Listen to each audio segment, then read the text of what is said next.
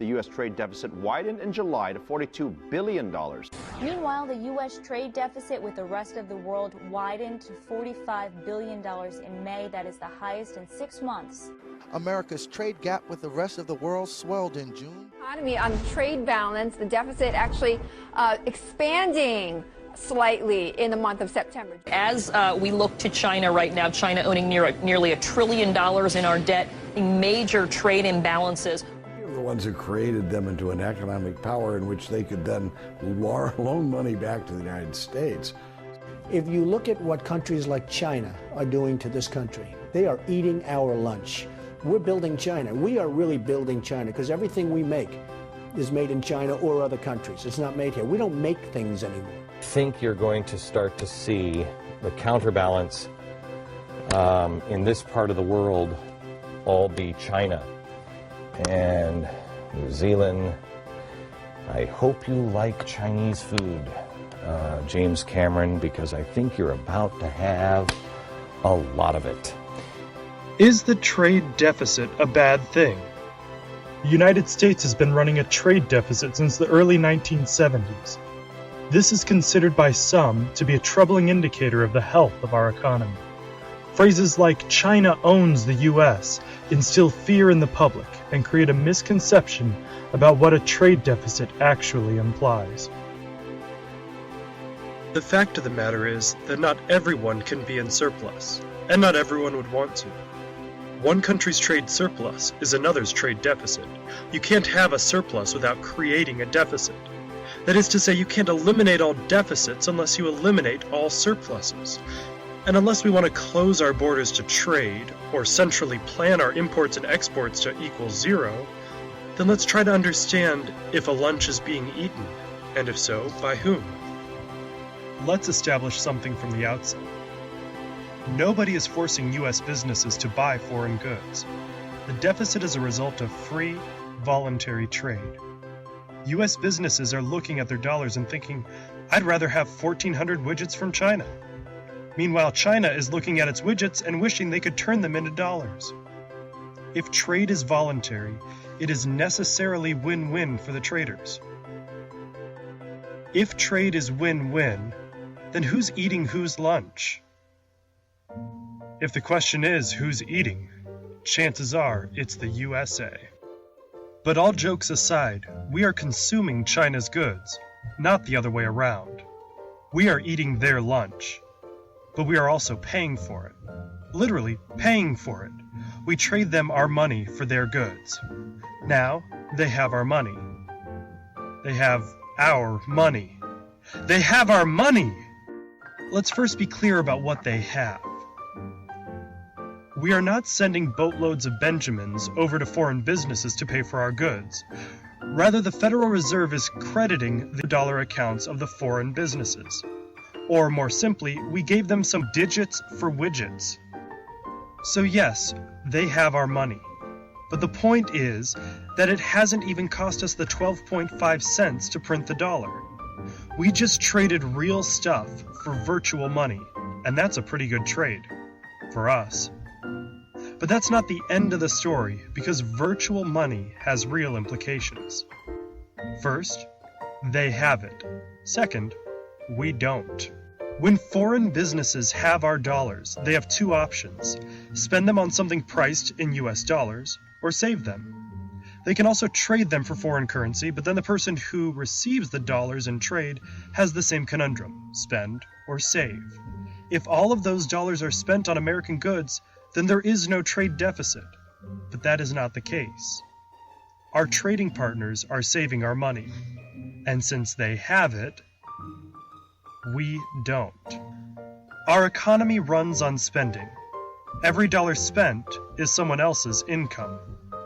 That income drives more spending, and sales increase. If a business has increasing sales, they hire more help, and that creates jobs. Another way to look at it is money spent becomes someone else's income, while money saved does not. Spending is the lifeblood of our economy, and saving makes us anemic. If money is being saved overseas, how can we compensate for it here at home? Just like a patient who has lost too much blood, our economy needs a transfusion of spending. But where does it come from?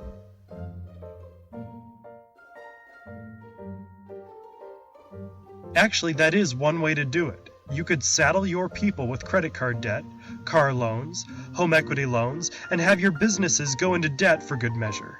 After all, loans create money. There is. Government can spend money it doesn't have.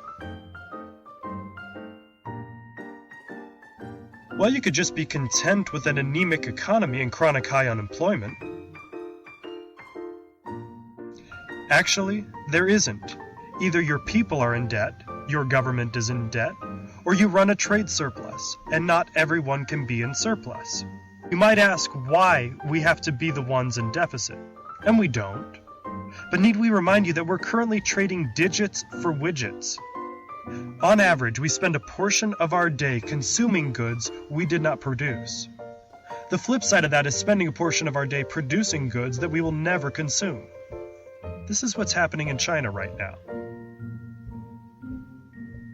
So what do? It may not sound like a good idea, but the government has a long history of spending more than it has. Let's remind ourselves who issues the dollar. Our government. Therefore, our government cannot default on any loan it receives in dollars, because it can always create more. With no risk of default, our government pays less interest than the private sector would for the same amount of debt. Government debt issued in its own sovereign currency is simply less risky than private debt. Alright, so we trade goods for dollars. Those dollars are saved abroad, and the government supplements those dollars by injecting new ones into the economy. But what happens when the dollars come back? First off, the deficit has been a relatively slow and steady process. There's no reason to suspect it will be reversed overnight. Over time, foreign entities will look at their dollars and think, I'd rather have widgets. They'll find someone in the US producing widgets and make them an offer.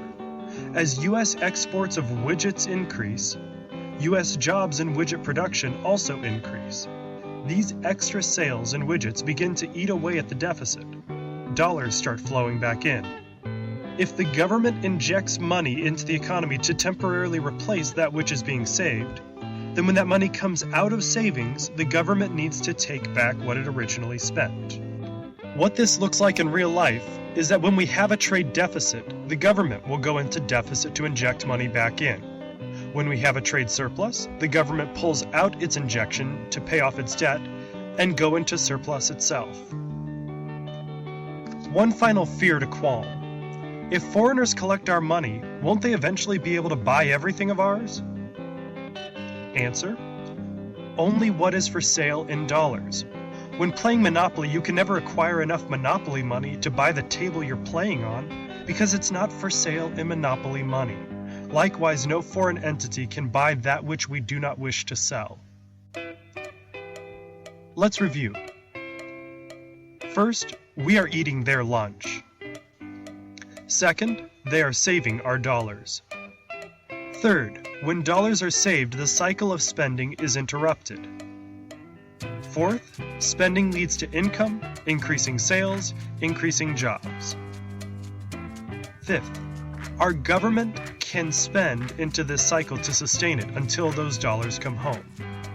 And it can't default in the meantime. When those dollars come home, our government can save them out of circulation. Finally, the rest of the world can never buy what we don't wish to sell. We just need to be aware of what we put a price tag on.